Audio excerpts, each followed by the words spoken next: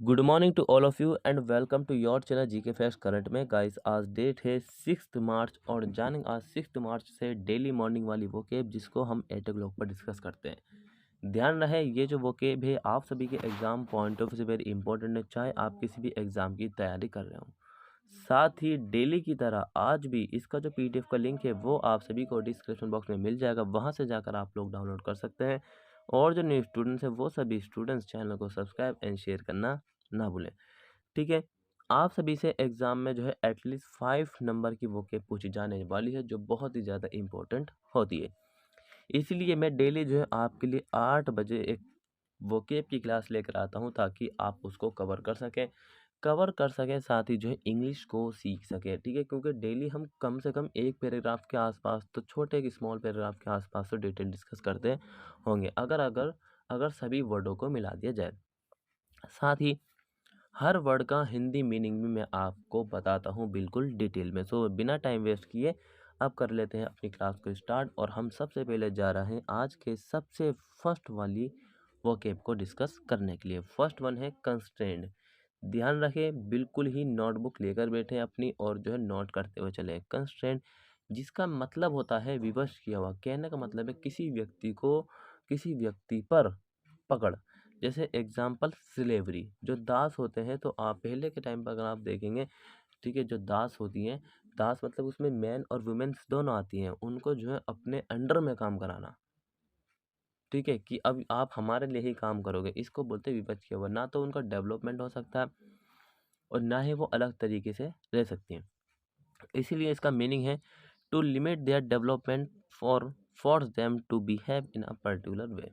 उनके विकास में बाधा, या तो उनके विकास में बाधा या फिर उनका जो व्यवहार है उनके व्यवहार को एक विशेष तरीके से रहने की को लिए मजबूर करना। उनके व्यवहार में अपनी बाधा डालना कि आपको इस तरीके से रहना, आपको इससे ज़्यादा फालतू कुछ करने की ज़रूरत नहीं है।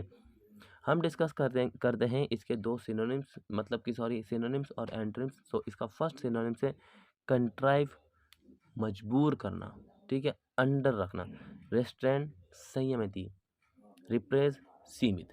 ठीक है, चलिए अब देखते हैं इसके एंटोनिम्स, मतलब कि इसके क्या है एंटोनिम्स है इसका। एक रिलैक्स मीन्स राहत।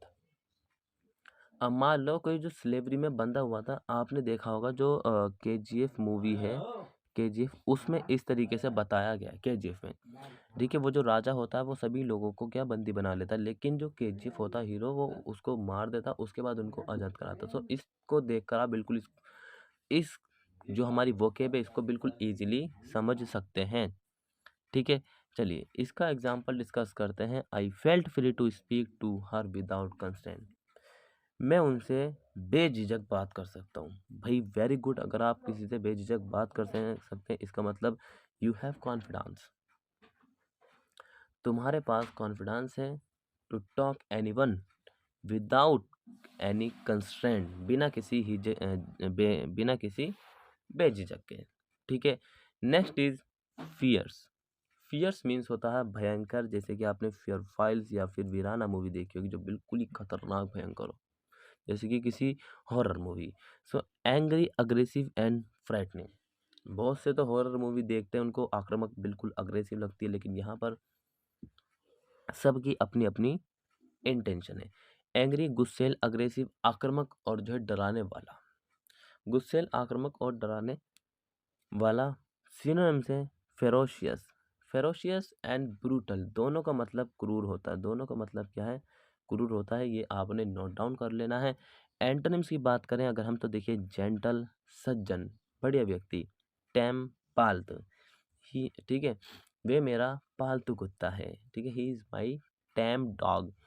माइल्ड मीन्स होता है हल्का। क्या मतलब होता है? माइल्ड मीन्स होता है हल्का। ठीक है, एग्जाम्पल।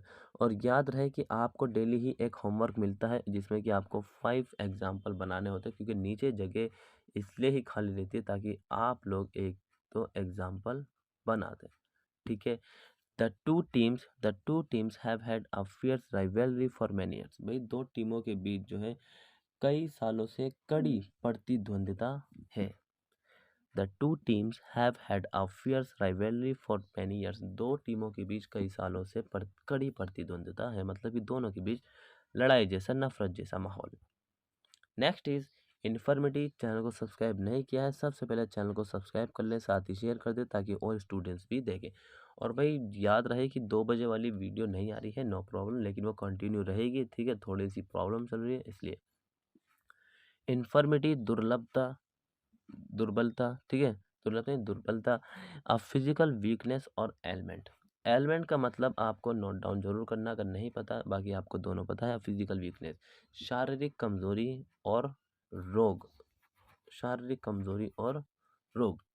फ्रैल्टी दोष, मेलेडी मीन्स रोग। अब देखिए एलिमेंट्स का मतलब भी रोग होता है, मेलेडी मतलब भी रोग होता है, बट बशर्त ये है कि एग्जाम्पल जब भी आप बनाएंगे सेंटेंस तो वहाँ पे यूज़ करने का तरीका आना चाहिए।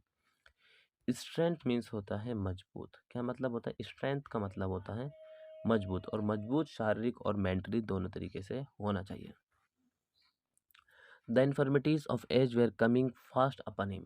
भाई जो दुर्लभता की आयु है वो आ रही है, इसलिए आपको उपवास करें। फास्ट अपन हिम, अपने ऊपर उपवास करें। The infirmities of age were coming fast upon him. देखिए जो ये कहता है, ये कह रहा है कि दुर्लभता की जो आयु है वो आ रही है, इसलिए आपको उपवास करना है। नेक्स्ट बात कर रहे हैं तो भाई नेक्स्ट है कंसेंसस। कंसेंसस सर्वसम्मति। सर्वसम्मति मतलब कि सभी की सहमति कह सकते हैं।